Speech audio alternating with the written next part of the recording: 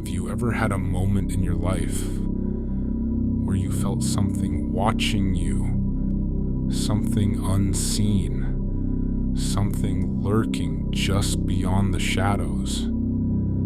I never believed in ghosts, not really. But what happened that summer night in 1997 changed everything.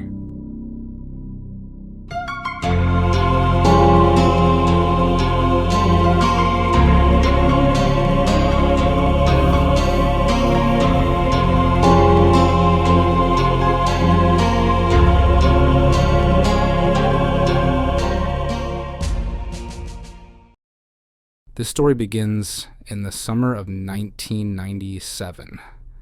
I was 12 years old at the time, and my family and I had just moved into a new house, about 30 minutes away from where we used to live. It was a warm summer night, and my parents had agreed to let my friends have a sleepover. I was eager to show them around my new house. My friend, whom I will call Emily, and my other friend Stephanie came inside and were warmly greeted by my mother, who had prepared us some chocolate chip cookies.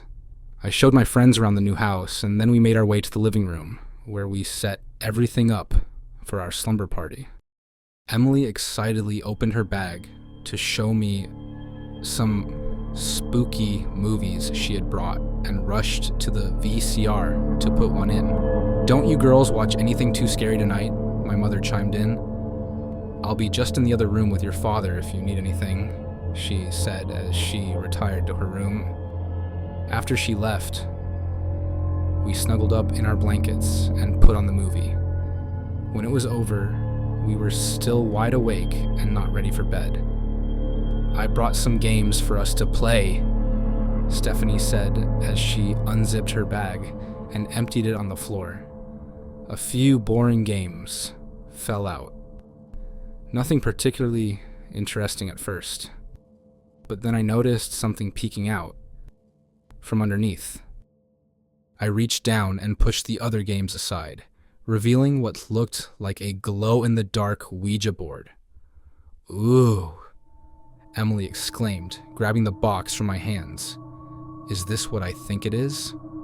"Sure is," Stephanie said with a mischievous smile.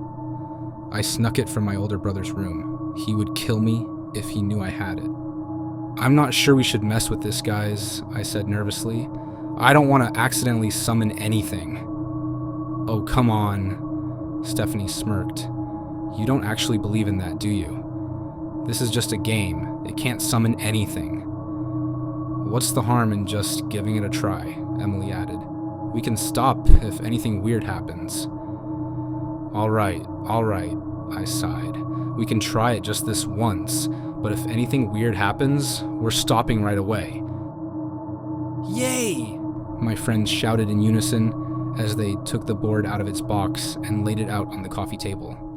We found some candles in the closet, placed them around the board, and lit them.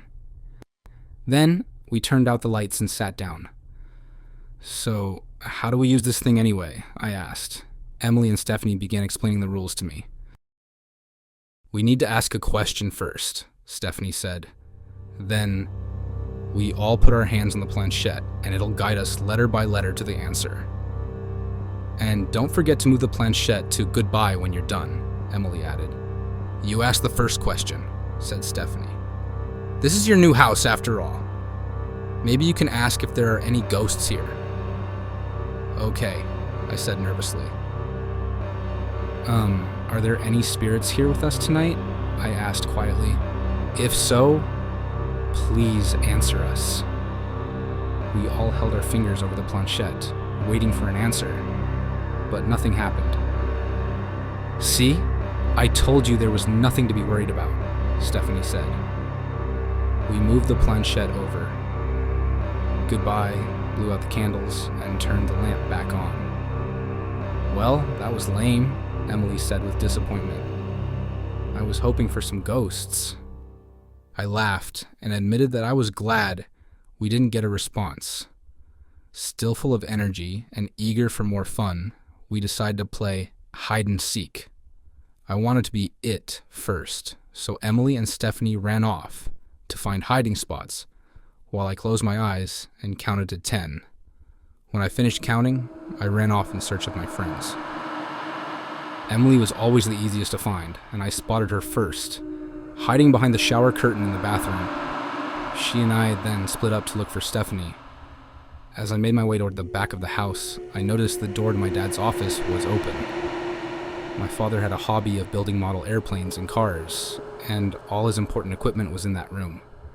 He usually kept it locked, so I wouldn't mess with anything. "Stephanie!" I called urgently as I approached the room. "You can't hide in here.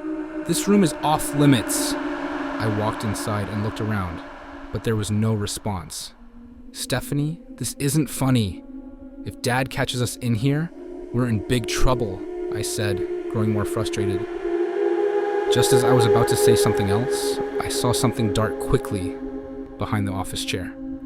A chill ran down my spine as I slowly approached the chair. "Stephanie," I stammered. Is that you?" I felt a cold breeze as a raspy voice whispered behind me. "No." My stomach dropped. I ran out of the room, screaming.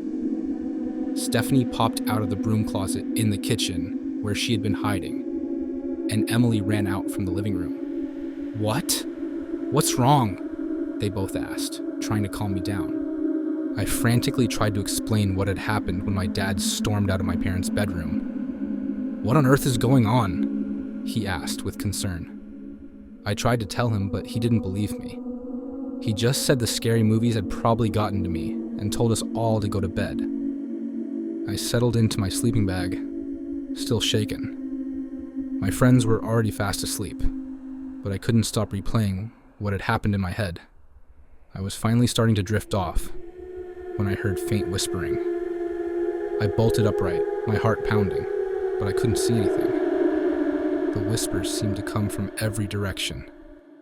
I tried to wake my friends, but they didn't respond. Slowly, I got out of my sleeping bag, trying to pinpoint the source of the sound. Then, I noticed the office door slowly creaking open. A pale, bony hand reached out, its fingers lightly trailing across the door before disappearing into the darkness. Did I just see that? I asked myself. I was frozen in fear. When I finally came to my senses, I realized I had somehow walked all the way to the door without even realizing it. A cold rush of air brushed against me. The hairs on my neck stood up. I felt something evil lurking behind me. I slowly turned around, expecting to see something horrific. Nothing was there. I let out a shaky breath, relieved, until I turned back to face the office door. A woman stood in the doorway. She was pale, almost translucent. Her body was thin and contorted unnaturally. Her neck was crooked, and she twitched as if struggling to move. But the most terrifying thing about her was she had no face. She lurched toward me in jerky, unnatural movements. I screamed and bolted for the living room, waking everyone up. My parents ran out of their room. My friends sat up, looking at me in confusion. I tried to explain, my voice shaking and tears streaming down my face.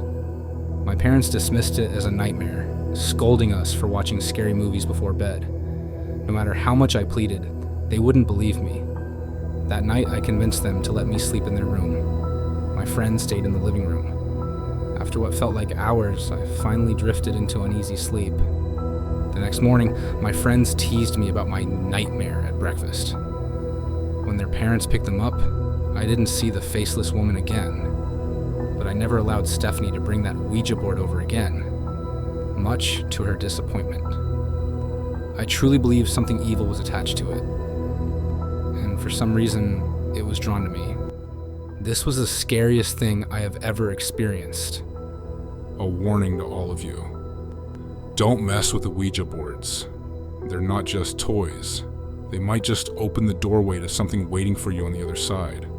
Even now, all these years later, I still think about that night. I still hear the whispers when everything is quiet. Was it just my imagination? Or did we truly open a door that should have stayed shut? I don't know. But one thing is certain. I will never go near a Ouija board again. Would you?